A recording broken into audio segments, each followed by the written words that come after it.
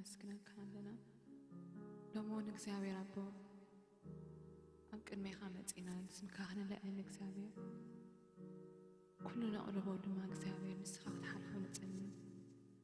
ንዓኻ ዝኽብር ክኾን እግዚአብሔር አቦ ንጽሊ ሃሌሉያ እግዚአብሔር አቦ መንፈስካ ውሽጥና ሓድራ ውሽጥና ክመላለስ ንጽሊ ሃሌሉያ ኣእምሮና ይኹን እግዚአብሔር አቦ ልብና ክትቆጻጸር ንጽሊ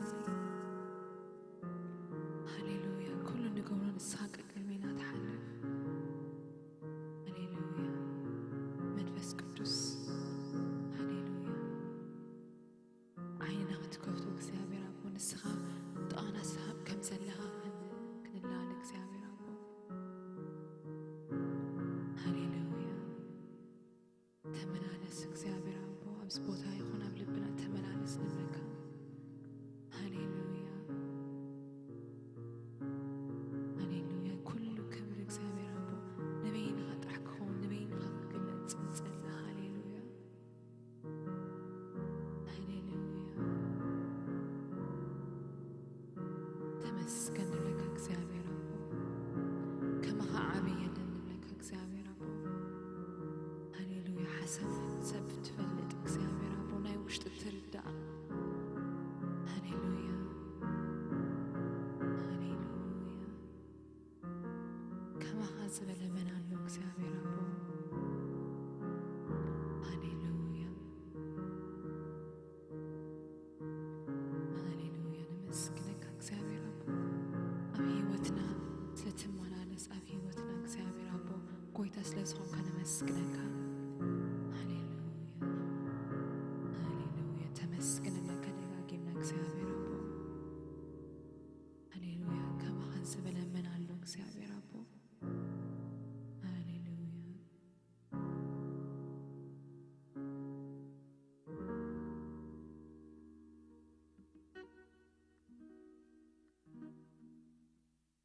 ልሳናት ናይ ልበይ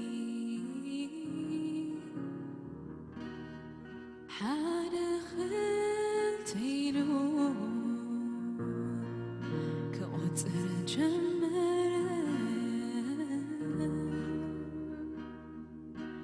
ኣዝዩ ካብ ምግንፋዕ ከም ቅልጡፍ ብርዒ ክበጽሕ ጀመረ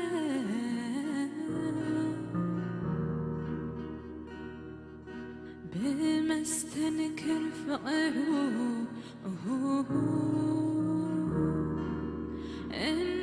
إناتك رمه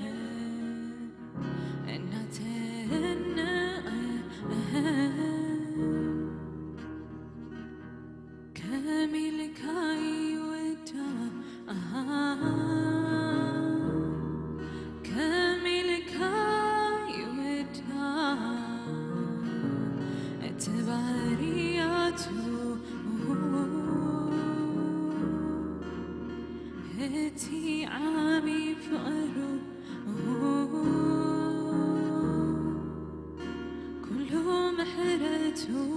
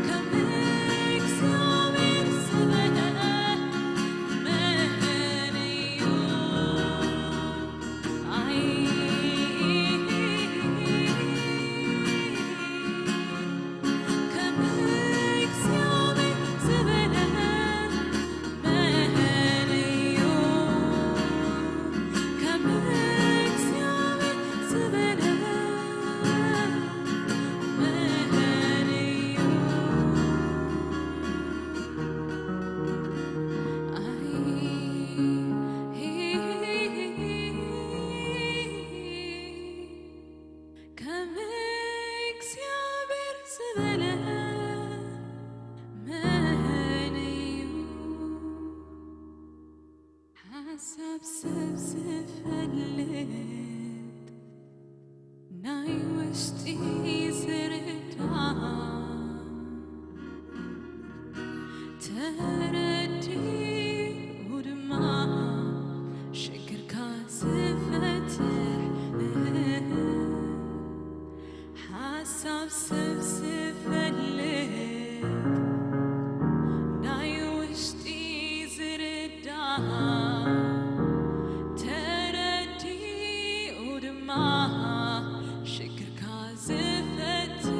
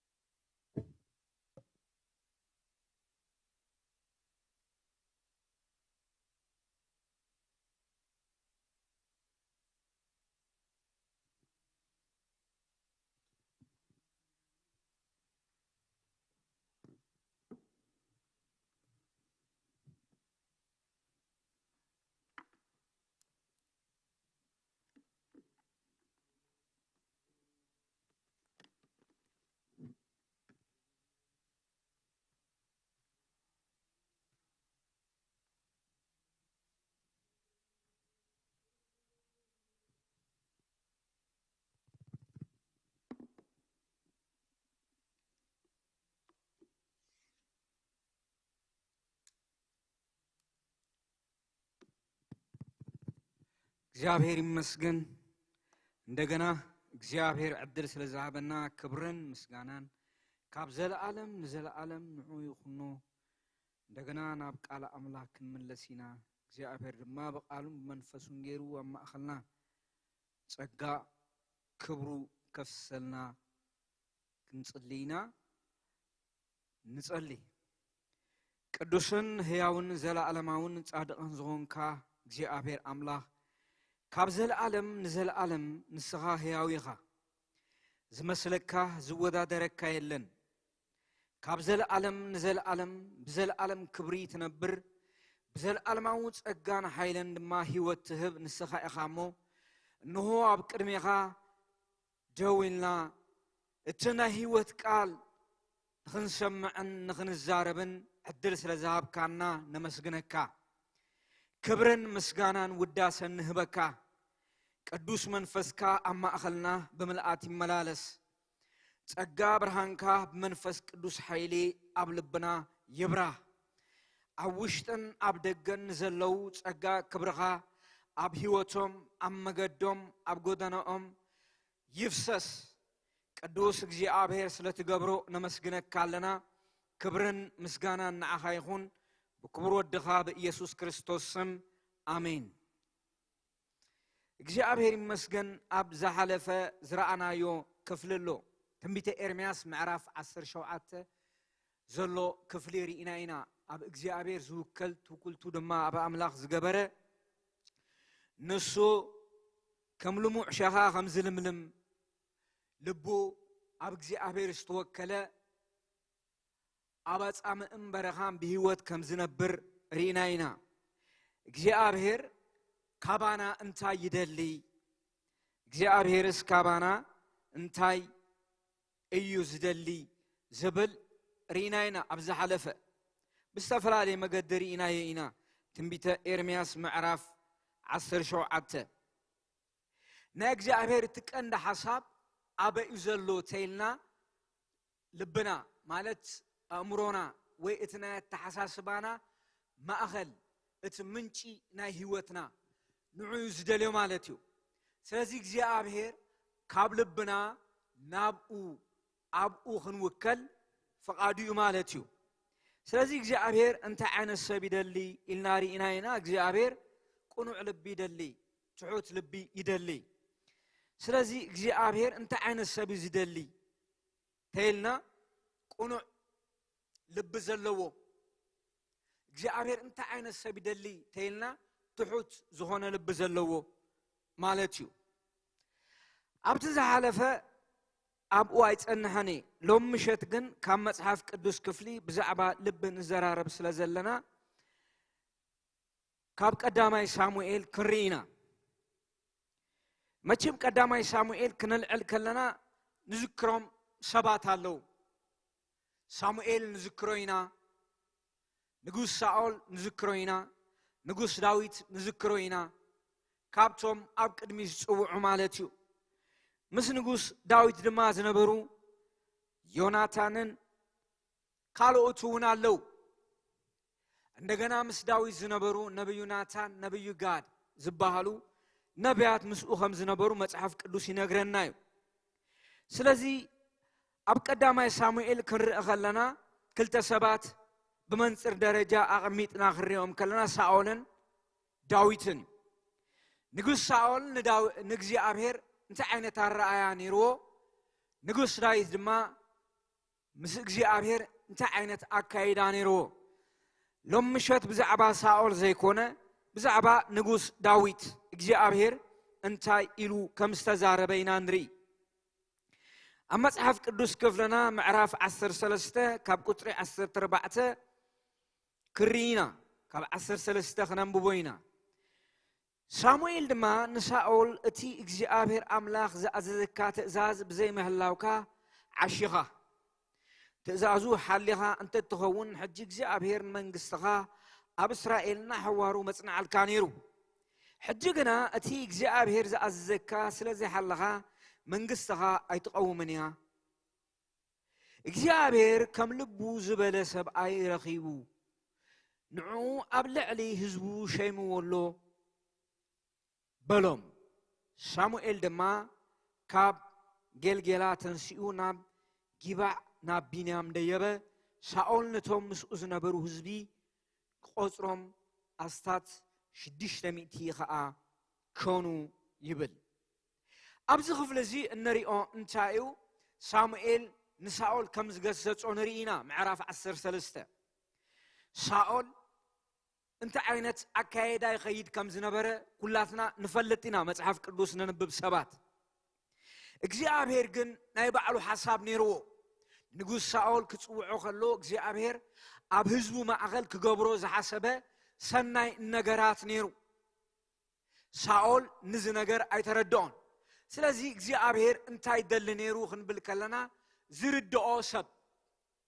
ምስትናቱ ሓሳብ ዝኸይድ ሰብ ቁኑዕ ኣተሓሳስባ ዘለዎ ሰብ ይደል ነይሩ ማለት እዩ ንሳኦል ምስራኣዩ ንሳኦል እንታይ ኢልዎ ሳሙኤል እቲ እግዚአብሔር ኣምላኽ ዝኣዘዘካ ትእዛዝ ብዘይ ምሕላውካ ዓሺኻ ኢልዎ ዓሻ ኮይንካ لبام تتخون نيركا እግዚአብሔር زأززكا مقبركايو شعور ما منقستها متصنعاتي له እግዚአብሔር ግን ሕጂ ኢሎ ከም ልቡ ዝበለ ሰብኣይ ረኺቡ እዩ ማለት ናይ እግዚአብሔር ናይ ልቡ ሐሳብ ተረዲኡ ዝኸይድ ናይ እግዚአብሔር ናይ ልቡ ሐሳብ ተረዲኡ ዝኸይድ ፍቃድ አምላኽ ዝገብር አምላኽ ብዝብሎ መገዲ ዝወፅእን ዝኣቱን ሰብ ማለት እዩ ዳዊት ተረኺቡ እግዚአብሔር ንዳዊት ምስረኸበ እቲ ዘለዓለማው ሐሳቡን አጀንዳውን ክፈጽም እንደገና ተስዩ ማለት እዩ ስለዚህ እግዚአብሔር ከም ልቡ ዝበለ ሰብኣይ ረኺቡ ንዑ ኣብ ልዕሊ ህዝቡ ሸይምዎሎ በሎም ማለት እንታይ ማለት እዩ እግዚአብሔር ናይ ልቡ ሐሳብ ዝካፈሎን ዝርድኦ ሰብ ተረኺቡ ኣብ ልዕሊ ህዝቡ እቲ ፍቃድ አምላኽ ይፍጸም ማለት እዩ እቲ ፍቃድ ሐሳብ ይፍጸም ማለት እዩ ናይ ሳኦል እቲ ቀንዲ አተሐሳስባ ሪናዮ ተኾይና ኣብ መጽሐፍ ቅዱስ ሳኦል ክልተ ሻዕዩ ተጋጊዩ እሱ ድማ ኮር ዝኾነ ነገር እዩ እግዚአብሔር ንአማሌቃውያን ከጥፍኦም ደልዩ ከሎ ሳኦል ዝገበሮ ንፈልጥ ኢና እንታይ ኢልዎ እግዚአብሔር እስራኤል ኣብ ምድረ በዳ ክመጽእ ከሎ ደኺሙ ተሳኢንዎ ከሎ ተኻኢሉ ከሎ ዝገበሮ ንዑ ሕነኽ ፈዲኡ እሞ ሓደ ሰብ እኳ ከይተትርፍ ኢሉ ምስ ሰደዶ ሳኦል ኣብ ዑር ኣኪቡ መጽኡ ንእግዚአብሔር ክስውኤ ኢሎ ንሳሙኤል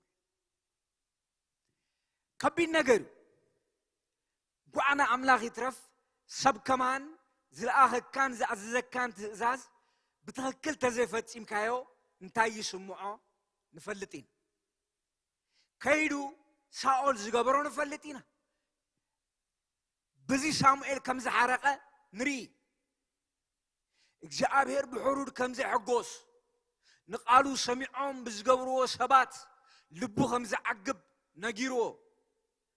ህልኽ እንታይ ከም ዘምጽእ ዘይምእዛዝ ድማ ንጣዖታት ምምላኽ ዳርጋ ከም ዝኾነ ዓመፀኝነት ትርጉም ናይ ህይወት ከም ዘጥፍእ ነጊርዎ ተፈላለዩ እዚ ጥራይ ኣይኮነን ካልኣይ ዘይግብኦ ክገብር ንሪኦ ሳኦል ንጉስ ካህን ኣይኮነን መስዋዕቲ ክዓርግ ዝግብኦ ካህን እዩ ሕሩድ ናይ ኣምላክ ክቅርብ ዝግብኦ ካህን እዩ ንውግእ ምስ ተኣከቡ ሳሙኤል ምስ ደንጎዮ መስዋዕቲ يعريقو زون እግዚአብሔር አይተቀበሉ ስለዚህ እግዚአብሔር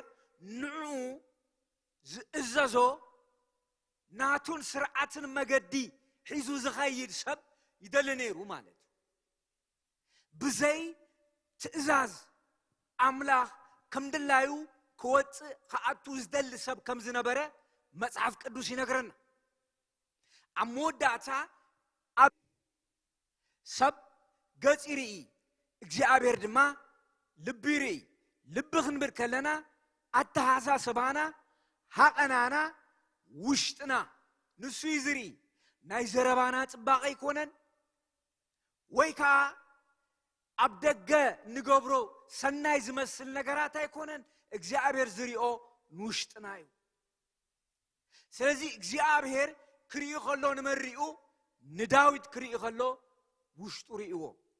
ስለዚህ እንታይ ኢሉ ከም ልቡ ዝበለ ሰብኣይ ረኺቡ ይሉ ፊት ንፊት ንሳኦል ነጊርዎ መን ሳሙኤል እቲ ሐቀኛ መልእኽቲ ነጊርዎ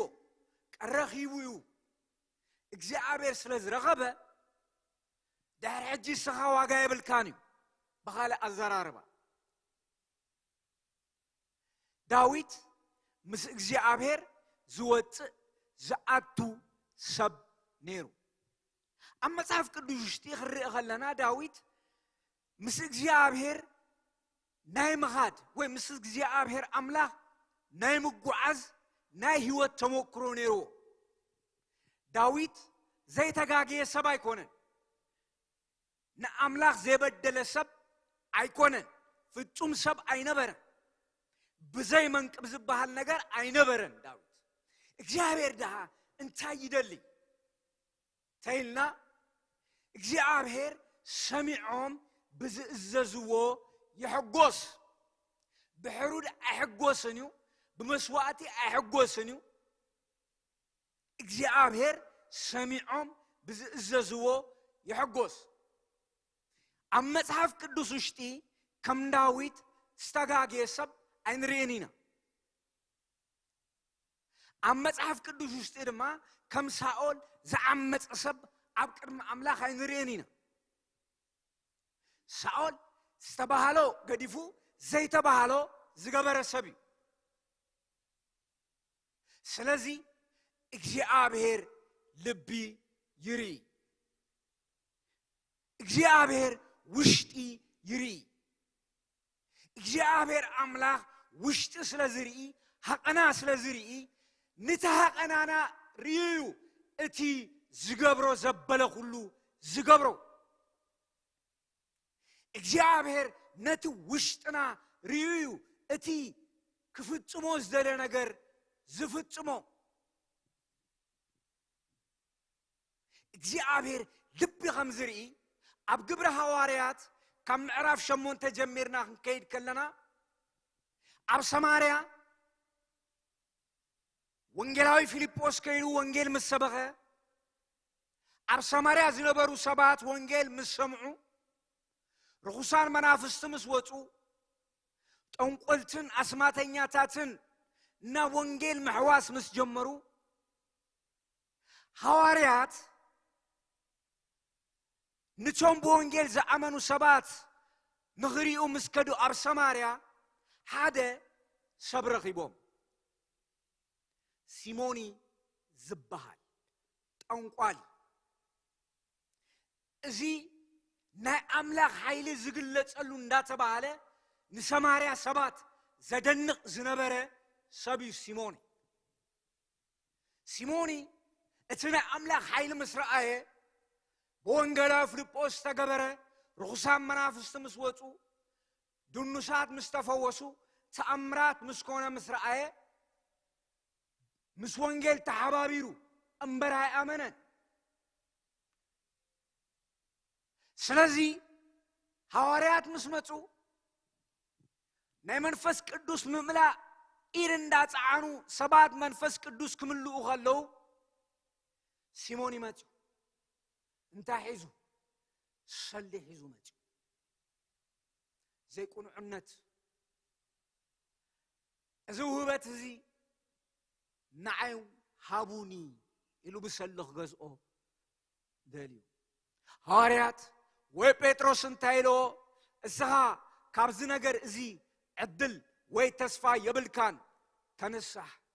لبها ابقدم املاخ قنوع ايكونن لبها قنوع ايكونن لبها طوايو እግዚአብሔር ልብ ይሪ እግዚአብሔር ውሽጥ ይሪ እግዚአብሔር አመንፈስና ዘሎ ይመዝኖ እግዚአብሔር ውሽጢ ሪኡ ተዛሪቦ ልብኻ ቁኑዕ አይኮነን ስለዚህ እግዚአብሔር እንዳዊት እንታይሎ እግዚአብሔር ከም ልቡ ዝበለ ሰብ አይረኺቡ ንዑ ኣብ ልዕሊ ህዝቡ ሸይምዎሎ በሎም من ساموئيل نساؤولن نعجبتون እግዚአብሔር ልብ ይዝሪ እግዚአብሔር ውሽጥ ይዝሪ እግዚአብሔር ዘርእ ኸይሪን እግዚአብሔር ትምርት ኸይሪን እግዚአብሔር ሀፍት ኸይሪን እግዚአብሔር እርጋንካ ወይ ንእስነትካ ወይ መልክዕኻ ወይ ቁመትካ ይሪን እግዚአብሔር ልብኻ ይዝሪኦ ወ ሳሙኤል ከም ሰመተን ናብና እሰይ ምስተላአኸ ዝገበሮ ሓደ ነገር እዩ ቅድሚ ሕጂ ዝነበሮ ተሞክሮ ከም በዓል ሳኦል ዝኣመሰሉ ሓለንጋይ ቁመት ዘለዎም ንኤልያም ምስ ረአዮ ዘይቱ ከፍስስ ምስ ደለየ እግዚአብሔር قدف إلو أنا قصيريني أنت يزري لبي እግዚአብሔር ልብ ይዝሪ እግዚአብሔር ውሽጥ ይዝሪ ሰብ ደጋይ ይዝሪ ሰብ ፕሮቶኮል ይዝሪ ሰብ አዘራረባ ይዝሪ ሰብ አካይዳ ይዝሪ እግዚአብሔር ግን ልብ ይሪ እግዚአብሔር ልብ ይሪኡ ንቶም አብ ሐመድ ዝወደቁ ወይካ ንቶም ዝተረስዑ የልዕሎም እግዚአብሔር ድማ ንቶም ልቦም ቁኑዕ ዘይኮነ ካብ መገዱ የልግሶም ስለዚህ ዳዊት እግዚአብሔርን ታይልዎ ከም ልበይ ዝበለ ሰብአይ ረኺበ ንዑ ኣብ ልዕሊ ህዝቡ ሸመዮ አሎ በሎ እግዚአብሔር እዩ ዝሸዎ እግዚአብሔር ሾሞ ማንም ክስዕሮ ይከለን እግዚአብሔር ድማ ሰዓሮ ማንም ከተሶ ይከለን ስለዚህ እግዚአብሔር እንታይሪ እግዚአብሔር ልብን ኩላሊትን ይፍትን ውሽጢ ይርኢ ስለዚህ ዳዊት ካብጉስነት አልዒሉ ናብ ቤተ መንግስት አምጪዎ ካብጉስነት አልዒሉ በመንፈስ ቅዱስ ኃይል ቀቢዎ እግዚአብሔር ልብ ይዝሪ እግዚአብሔር ዘረባና ጥራይ ኮነን ውሽጥና ልብና እግዚአብሔር ጉዳዩ ምስ ልብዩ እግዚአብሔር ጉዳዩ ምስ ውሽጥናይ እግዚአብሔር ጉዳዩ ምስ ተሐሳስባናይ ስለዚህ መጽሐፍ ቅዱስ ክሪና ዳዊት እንተ አይነት ሰብ ነሩ ትምክህቱስ አመኒ ነሩ አብ እግዚአብሔር انت ابن معرف 16 شعو اسكتر 18 شعو حدا خابتهم اغوابز انه ود السي بعل بيت لهم كيلا وقع بغناري اللهو برتع جغنا تواغائي زرباز خئل ملكعنيا سبايو እግዚአብሔር ከአ مسؤዩ ኢሉ መለሰ ሳውል مسحاتهم مالتو ስለዚህ ዳዊት እዚ ሁሉ ነገራት ነርዎ ንዚ ሁሉ ነገሩ ግን ኣብ ታሕቲ አምላኽ እግዚኡ ዝነብር ሰብ እዩ ዳዊት ልቡ ምስ አምላኽ ሰመረ ምዃኑ ንሪኦ አምላአቱ ጥራይ ኮነን ውድቀቱ ተባይሉ ኣብ ዝተጻፈሉ ቦታታት ኩሉ ልቡ ሰቢሩ ኣብ ቅድመ አምላኽ ንግስንኡ ከሐዞ ክእለቱ ከሐዞ ተዛራብነቱ ከሐዞ ኣብ ቅድመ አምላኽ ዝወድቕ ሰብ እግዚአብሔር ንኸምዚ ዓይነት ሰባት እዮም እግዚአብሔር ከም ልበይ ዝበለ ሰብአይ ረኺበ ዝበሉ ልቡ ኣብ ቅድመ አምላኽ ዝወድቕ ልቡ ኣብ ቅድመ አምላኽ ዝስበር ክፋዕ ክገብር ዘይሕነን ሕነ ክፈዲ ዘይብገስ ነይሩ ክሪና መጽሐፍ ቅዱስ ክፍሊ ዳዊት እንተ ዓይነት ሰብ ነይሩ ዳዊት ብዛዕባ ንግስኑ ወይ ብዛዕባ ሹመቱ ብዛዕባ እግዚአብሔር ዝቀብዖ መንፈስ ጥራይ ዘይኮነስ ዳዊት ምስ አምላኽ ከመይ ይጓዓዝ ነይሩ ንቶም ናይ አምላኽ ሰባትስ ከመይ የኽብሮም ነይሩ ድፍረት ዘይብሉ ሰብ ነይሩ ንአምላኽ ዝፈልጥ ሰብ ስለዝነበረ አምላኽ ልቡ ምስ አምላኽ ሰመረ ሰብ ስለዝነበረ ንጌግኡ ጌጋ ኢሉ ተቀቢሉ ኣብ ቅድመ አምላኽ ብንስሐ ዝወድቕ ሰብ ዳዊት እግዚአብሔር ከምዚ ዓይነት ሰብ ይዝደሊ ሳኦል አይወስቲ ኮምፕሮማይዝ ዝገብር ሰብ ወይ ከዓ ከጣዓሞ ዝደሊ ነገራት ምክንያት ክፈጥር ሎጂካሊ ኸውን ዝፅዕር ከምዚ ስለዝኾነስ ከምዚ ገይረ ዓይነት ነገር እቲ ናይ አምላኽ ስርዓት ስዒሩ ከምዚ ስለዝኾነስ كمزي جيري كلتي أزقربوا مغنيات نعملها كاغتسو عمسي استباهلو قديفو زي تباهلو عندنا توق مسوات زعرة كل مغنيات اتزم متامس جمرس السهامس دونغو خاص بكا عريقا يويلو تا عينت التحساس باخم زخونة يقرم داود كن كمزي كونن داود جاقو مستنقرو أبكر ما أملاخ تدفئو معرت أملاخ زعات تسبيو be careful نقرات تتعامو سبات أبيوتكم ما يتقلدوا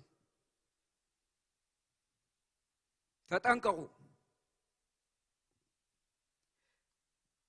داود منفساوي سبينيو هذا أربعة نجر بزعبا داود كرينا داود بمسكانان بتسألوتن زنبر سبيو إذا تاريخيو زفلت اللو بمسكانا بمزمور بوداسي بغنا عند هرمنا أملاك كبر مسكانا زقرب نأملاك مسوات قابلبو زقرب سبيو إذي أمنتي نري أما صحف قدوس وشتي زركب عبيت مزامورات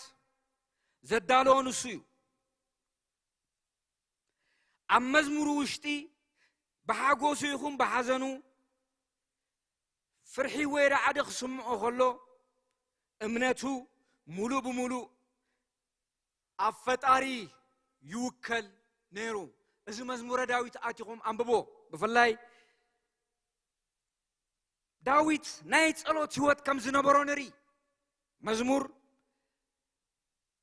210 تشعتن كسام 204 بمسكانام بتسألوت استملأ هوت كم زنبرو نري نقص داويت هوتو أملهون تسألوتن زمارين تراي نبرن ودكتو النيرو نقص داويت جغننت حيالنت تواقع النتراي عين برن هوتو أود كتو يهون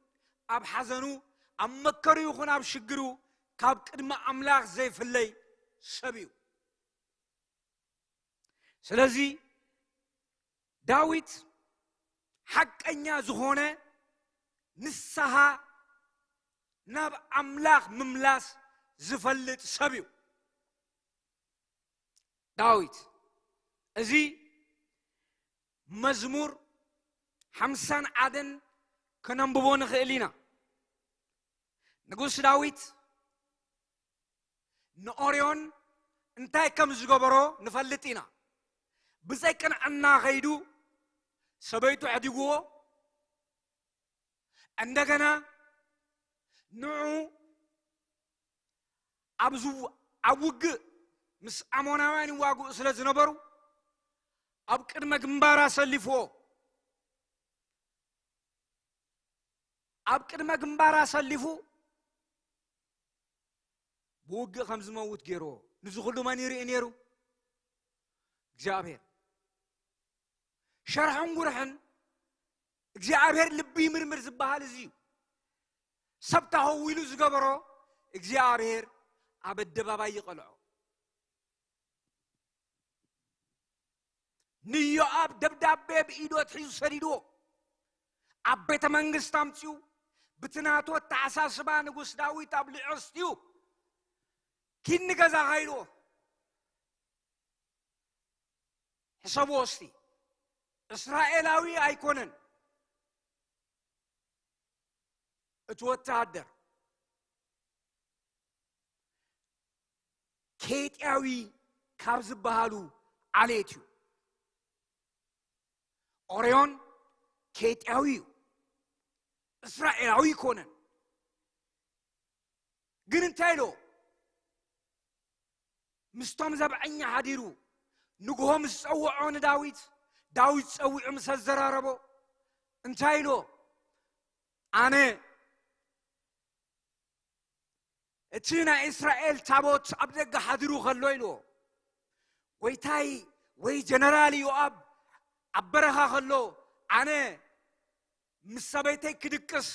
ኣይኮነለይን ኢሉ ከምዚ ይመልሱሉ እንታይ ዓይነት እምነትን እንታይ ዓይነት ተስፋ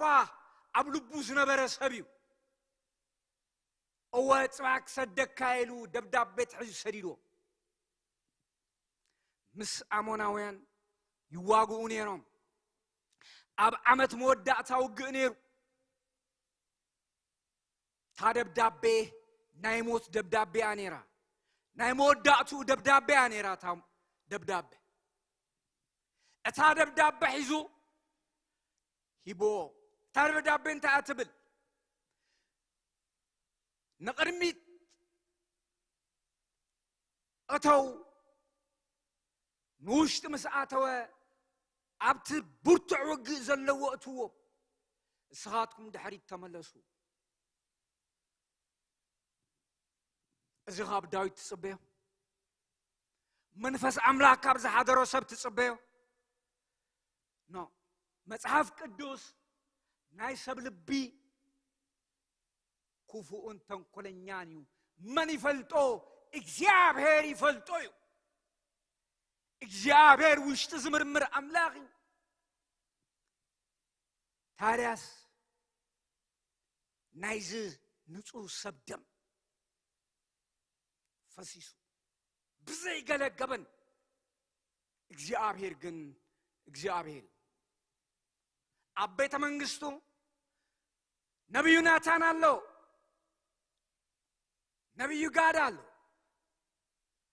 መጽኡ ሪአኻ መጽኡ እዚ ኸገብሮ ማንም ኣይረኣዮ ንዳዊት መጽኡ ኣብዚ ከተማና ሲሎ ክልተ ሰባት ነይሮም እቲ ሓደ ሃፍታም ብዙሕ ኣባጊዕ ዘለዎ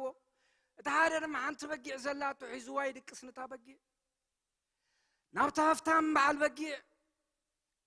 ጋሻ መጺዎ ጋሻ ምስ መጾ ካብቲ ናቱ ዘይኮነስ ካብቲ ድኻ ወሲዱ ሓሪዱ ነቲ ጋሻ ኣፋንዩ እዚ ኣብ ሃገር ያሎ እዩ ሰብ የምስል ሰብ ይኽእለሉ እዚ ኣብ ሃገር ያሎ እዚ ሙት ሸውዓተ እጥፍ ክኸፍል ኣለዎ እስኻ ኢኻ ንኦርዮን ሰበይት ወሲድካ ንኦርዮን ኣቕቲልካዮ እዚኣ እታ ተርኒንግ ፖይንት ኣብ ቅድሚ ኣምላኽ ተደፊኡ ብንስሓ ወዲቑ ኣብ ቅድሚ ኣምላኽ ኣብ ቅድሚ ነቢዩ ናታን ኣይኮን ኣብ ቅድሚ ኣምላኽ እግዚአብሔር ኣይቀትለካን እዩ ኢልዎ እግዚአብሔር ኣይቀትለካን እዩ ምሒሩካ እዩ ግን ካብ ቤትካ ሰይፊ ኣይጠፍእን ኢልዎ እንታይ ኣይጠፍእን ሰይፍ እታ ናቱ ሰይፍ ናይ ንጹህ ደም ሰብ ኣፍሲሳ እግዚአብሔር ጻድቕ ፈራድ እዩ ኣብ ቤት ዳዊት እንታይ ከም ዝተፈጸመ ክሳብ እርጋኑ ንፈልጥ ኢና እግዚአብሔር ኣምላኽ ንዓመፀኛ ቁኑዕ ኣይብሎን እዩ ንጻድቕ ድማ ኃጢአተኛ ኣይብሎን ስለዚ ጎይታ ሰራዊት እግዚአብሔር ኣብ ቅድሚኡ ተደፊኡ ብንስሓ ተመሊሱ እንታይ እንዳበለ እንዳበኸ ብንስሓ ተመሊሱ ካብ ኣምላኽ ኣይተፈለየን بحزن انداخده بحزن انداتوه بحزن انداوصه كاب قص املاك ايتفليه انتهى كم زغونه نفلطينا عبيد داوود دكونا نعد حدوم يمتواديو بسيف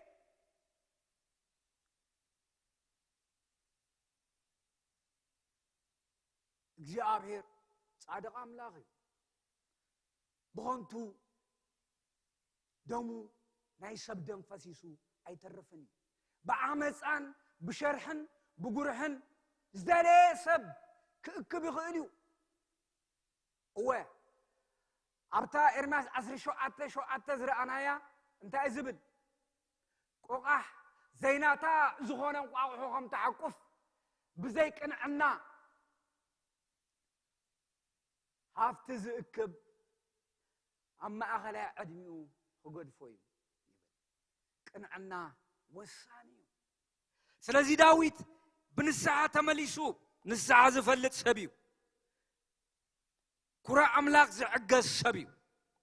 መዝሙር 51 አንብቦ እቲ ሳልሳይ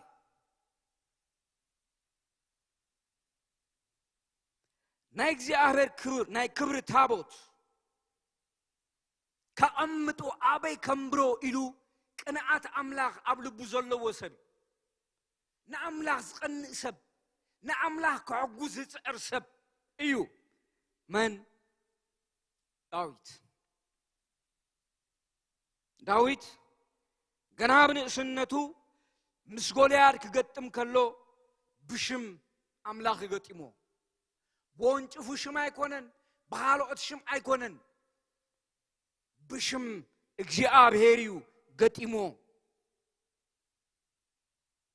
أب قدامي ساموئيل أثر شو عته كسر 4 ታቦት ናብ ኢየሩሳሌም ከኣትቆሎ እትናይ ንግስና ዘውዱ ክብሩ ረሲዑ ኣብ ቅድሚ እግዚአብሔር በሓጎስ ይዘልልን ይጭድርን ነይሩ እግዚአብሔር አምላኽ ፍቅርን ክብርን ዝነበሮ ሰብ እዩ ስለዚ እግዚአብሔር እንታይ ኢሎ ከም ልበይ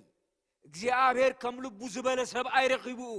ንዑ ኣብ ልዕሊ ህዝቡ ሸይሙ ወሎ በሎም እትራብዓይ ንኣምላኽ ዝእዘዝን ካብ ኣምላኽ ምርሒት ዝሓትት ሰብ እዩ ነይሩ ንጉስ ዳዊት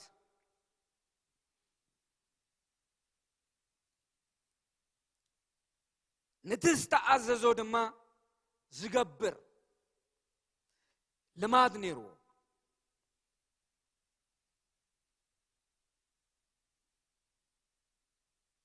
تقسي قدامي سامويل 23 قطر خلته كالاي سامويل معراف كلته قطر 1 مناي غزار اسو طبب زي كونس فقاد املاح زقدم سب يونيو داويت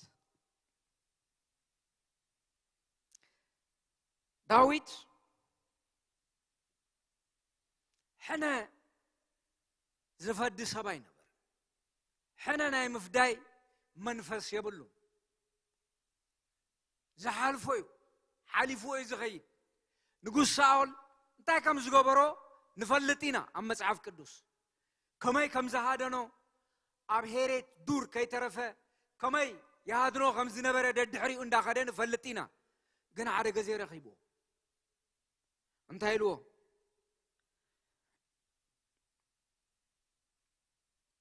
أنا السباي بقبات أملاك خبر سبينيرو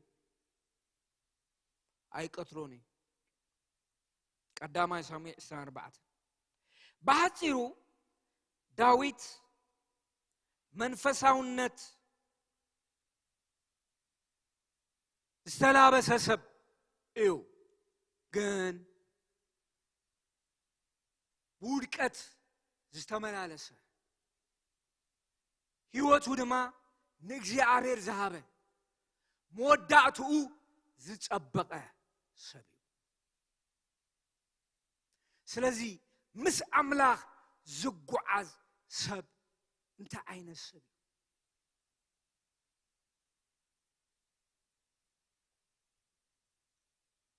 ولا حدا منكب زي بلو سب ولا حدا نقع زي بلو سب كم استيلموهم حسوا تبلون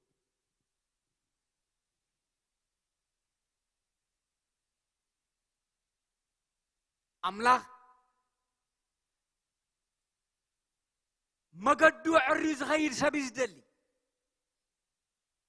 أملاخ كاكفو قدنو تمليسو بتقنع قدنا زغير سبيز دلي مصحف قدوس أزيز نقرنا ناي داويت منفساونت حاتيات فتيمو زي سرع سم مخان زي كونس مس اجزيابهر زتقلقه فقرن حبرة تحتنا حقኛ زخونه نسحه نأملاق فوتم زخونه تعزازنت زنبرو سبي بنسحه تعزازنت زلو سبيو منفساو سب مالت زي ودق مالت ايكونن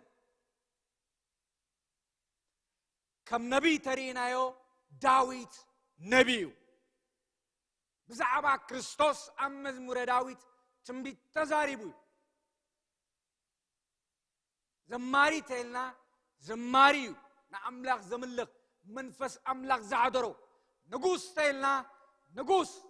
زبا أملاق زمرح جنك فتوم سب عين بر نفت من ناقن يعب نيرو بمنتاي بنسعى مس أملاق تسمامعو يغيد نيرو سلازي مس أملاق حيزو الناس غيد نقر انتايو تيلنا نسعى مس أملاق بنسعى من ملاس سب لنفسه يعشواي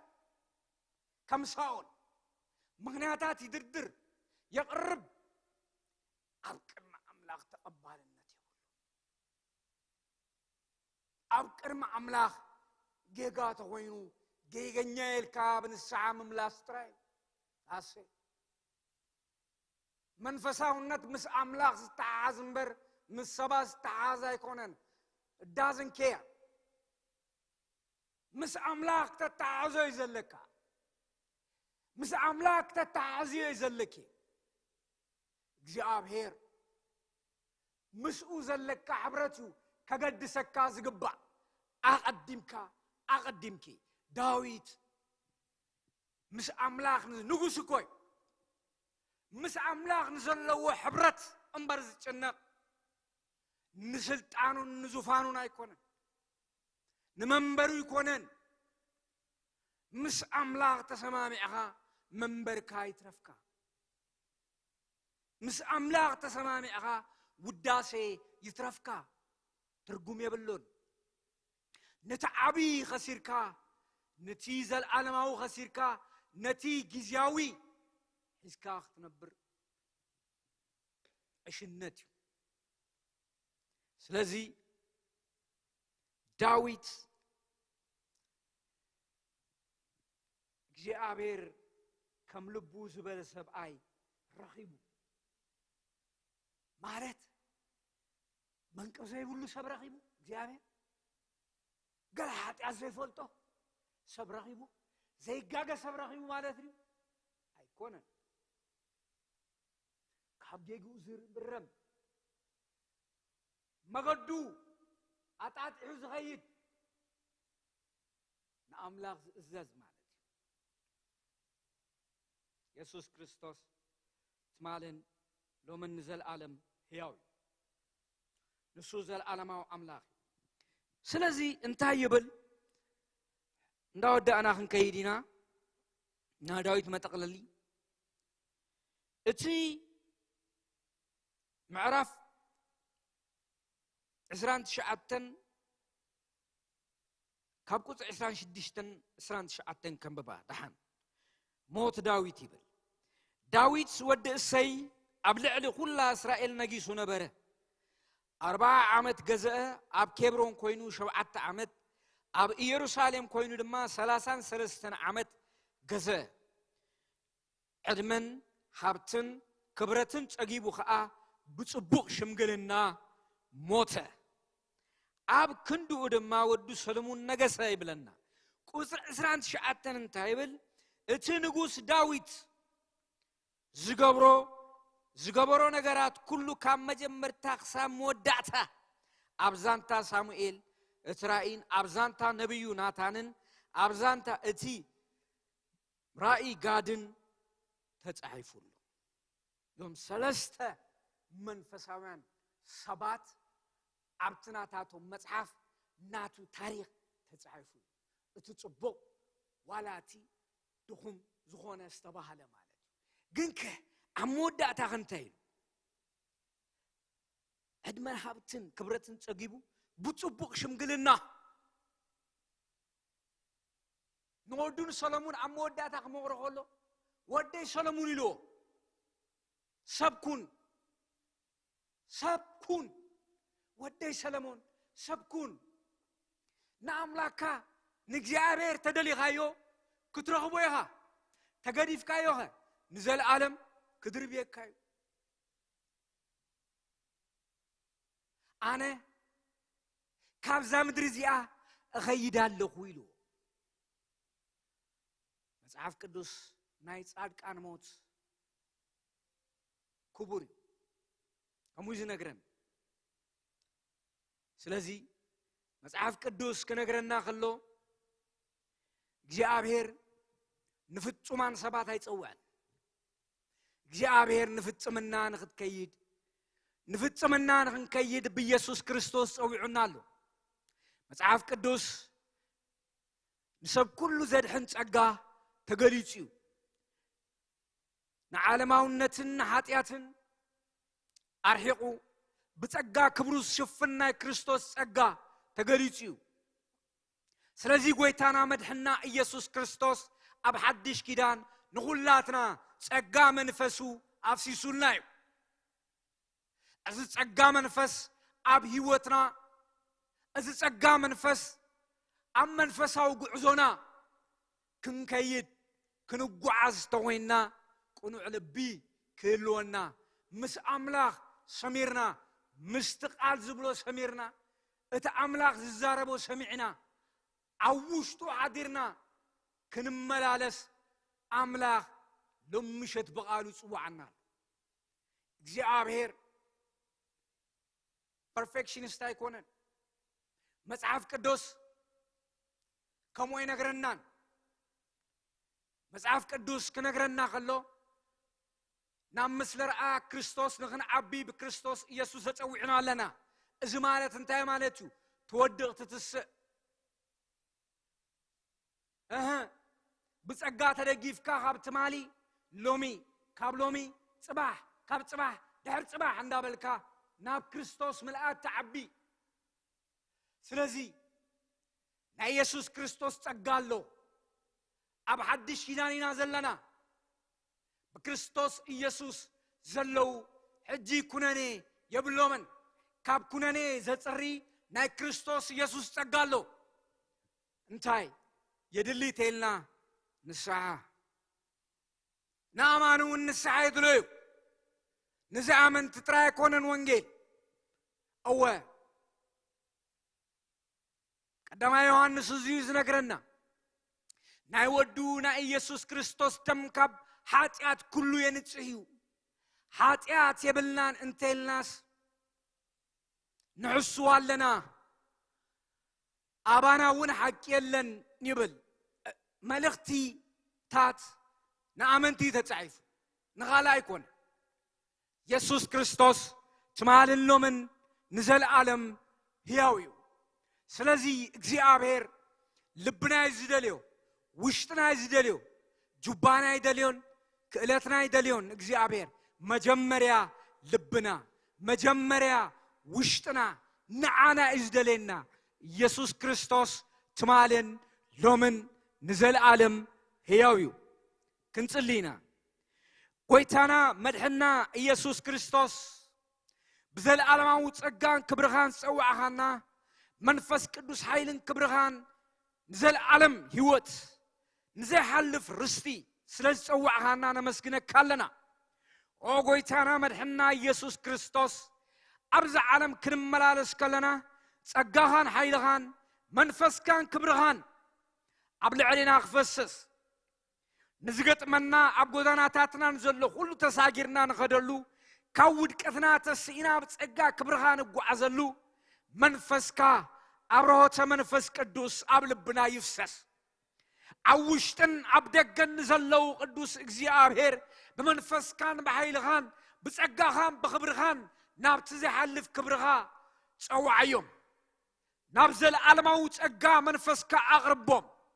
ዝኾነ ይኹን ናይ ጸላ ኃይሊ ምኽራ አጋንንቲ በኢየሱስ ክርስቶስ ስም ይፍረስ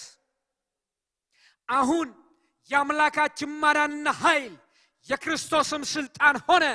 ቀንና ሌሊት በአምላካችን ፊት የሚከሳቸው የወንድሞቻችን ከሳሽ ዲያብሎስ ተጥሏል ከበጉ ደምና ከምስክርነታቸው ቃል የተነሳ ድል ነሱት እንደተባለ በጌታ በኢየሱስ ክርስቶስ ስም እርኩስ መናፍስት አጋንንት የሰዎችን አእምሮና ልብ ይዞ የሚከስ የዲያብሎስ ኃይል ለዘላለም ይወደቀ ይሁን በጌታ በኢየሱስ ክርስቶስ ስም ናይ ጸልማት ኃይሊ አብ አየር ይሁን አብ ምድር ዝሰርሕ ክፉ መናፍስቲ ናይ ጭንቆራና አስማት ናይ መርገም አጋንንቲ በኢየሱስ ክርስቶስ ስም ዝፈረሰ ይሁን በጌታ በኢየሱስ ክርስቶስ ስም ካብ ሰብ አእምሮ ካብ ሰብ ሕልና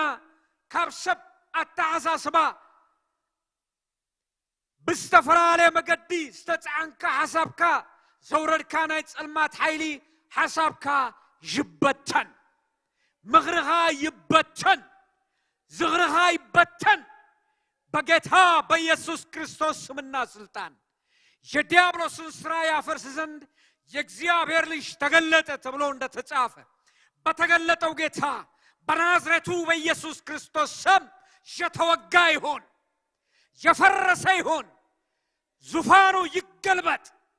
ስርና መሰረቱ ለዘላለም ይነቀል ጨካኝና አረመኔ መንፈስ በኢየሱስ ስም ይሰበር የጨለማው ኃይል ለዘላለም ስርና መሰረቱ የተነቀለ ይሁን